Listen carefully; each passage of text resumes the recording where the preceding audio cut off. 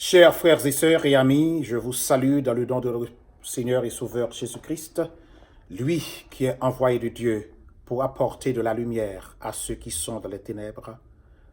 Je suis votre serviteur, Jean-Osé Lilith, pasteur de l'Église Alliance Haïtienne de la Grâce, congrégation qui se trouve au 8200 South Shore Drive à Chicago, en Illinois.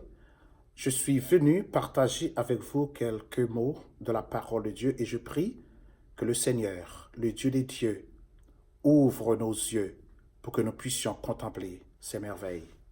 Nous servons un Dieu qui accomplit chaque jour des miracles dans notre vie.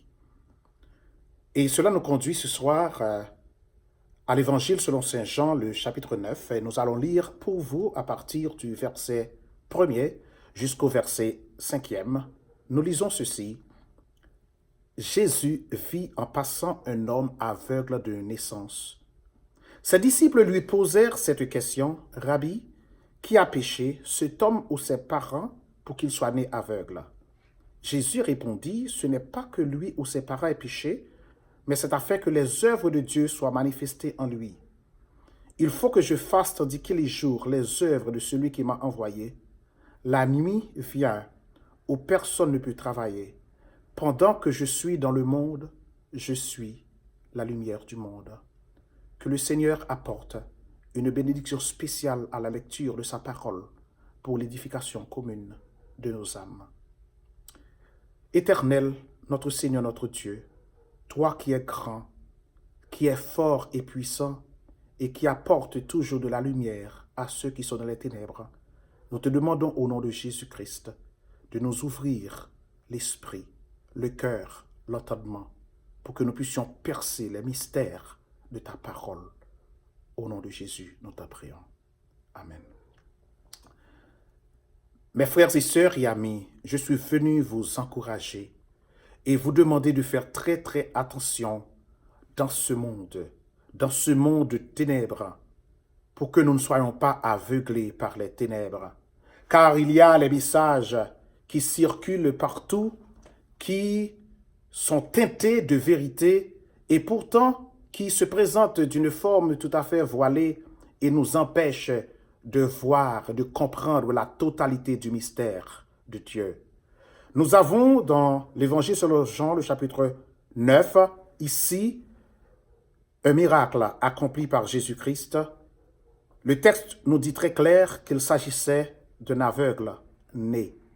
Cela veut dire qu'il n'avait jamais eu la vue depuis sa naissance. Nous ne savons pas exactement quel âge il a, mais à ce moment-là, il était un homme. C'est ce que nous dit le texte. Jésus vit en passant un homme aveugle de naissance. La plupart d'entre nous, nous cherchons Dieu, nous cherchons Jésus pour ce que Dieu fait pour nous, pour ce que Dieu a fait, ce que Dieu fera, pour ce que Dieu continue de faire. Ce qui est très très très bien. Mais il y a une dimension tout à fait spéciale que nous devons savoir. C'est chercher Dieu pour qui il est, pour la mission qu'il a dans le monde, la mission qu'il veut accomplir dans le monde.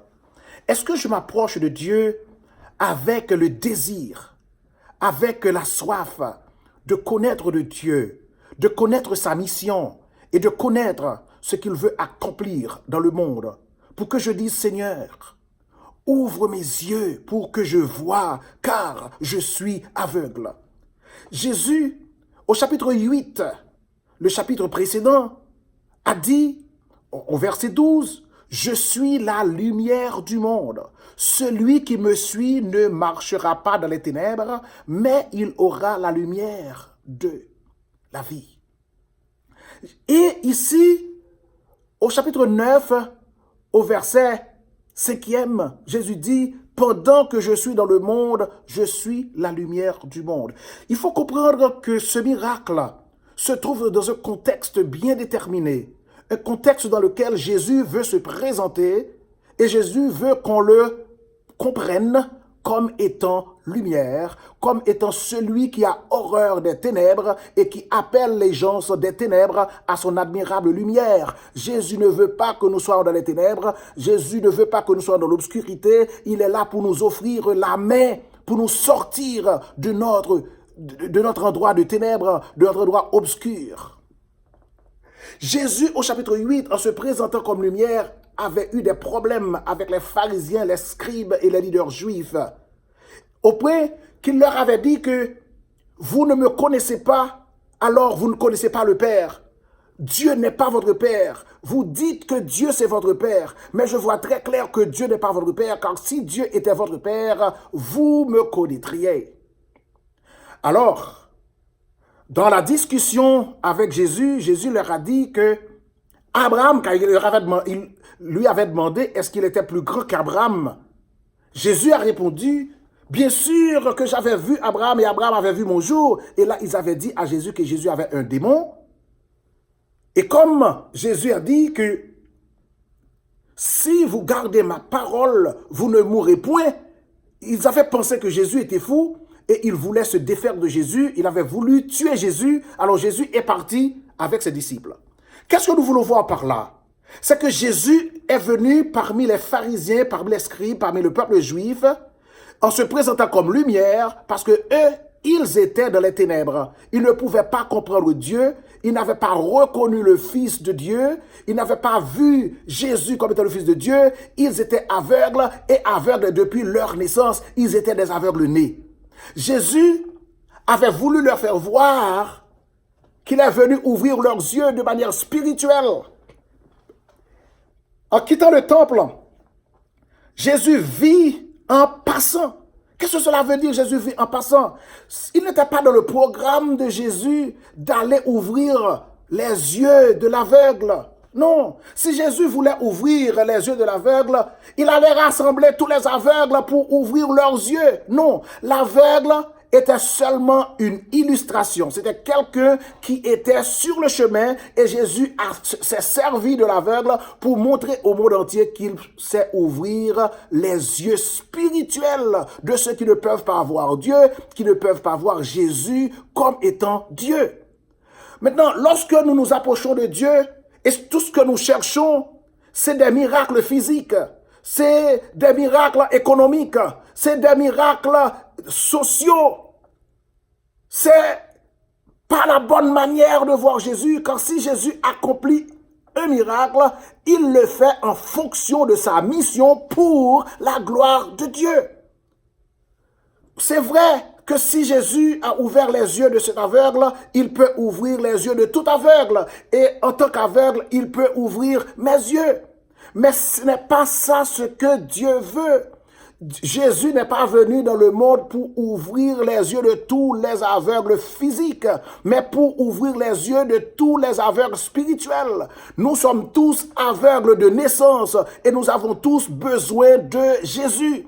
Alors Jésus, pour prouver aux pharisiens, aux scribes qu'il est le Fils de Dieu et qu'il a la capacité d'ouvrir leurs yeux, il s'est servi de cet aveugle né de naissance en lui ouvrant les yeux et pour faire voir que s'il peut ouvrir les yeux physiques, il peut aussi ouvrir les yeux spirituels.